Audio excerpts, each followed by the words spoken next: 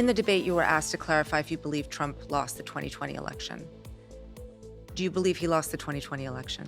I think that Donald Trump and I have both raised a number of issues with the 2020 election, but we're focused on the future. I think there's an obsession here with focusing on 2020. I'm much more worried about what happened after 2020, which is a wide open border, groceries that are unaffordable. And look, Senator, Lulu, yes or no? okay, Did Donald Trump lose the 2020 election? let me ask you a question. Is it okay that big technology companies censored the Hunter Biden laptop story, which independent analysis have said cost Donald Trump millions of votes? Senator Vance, I'm going to ask you again.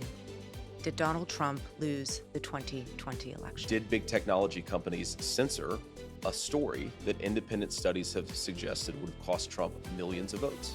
I think Senator that's the Vance, question. I'm going to ask you again. Did Donald Trump lose the 2020 And I've answered election? your question with another question. You answer my question and I'll answer yours.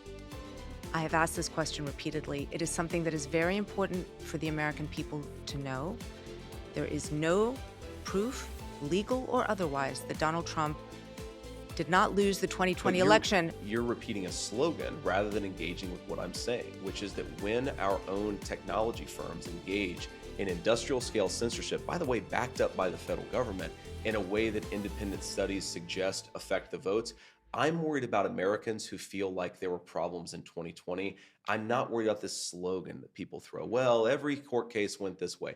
I'm talking about something very discrete, a problem of censorship in this country that I do think affected things in 2020, and more importantly, that led to Kamala Harris's governance, which has screwed this country up in a big way. Senator, would you have certified the election in 2020? Yes or no? I've said that I would have voted against certification because of the concern that I just raised. I think that when you have technology The companies, answer is no.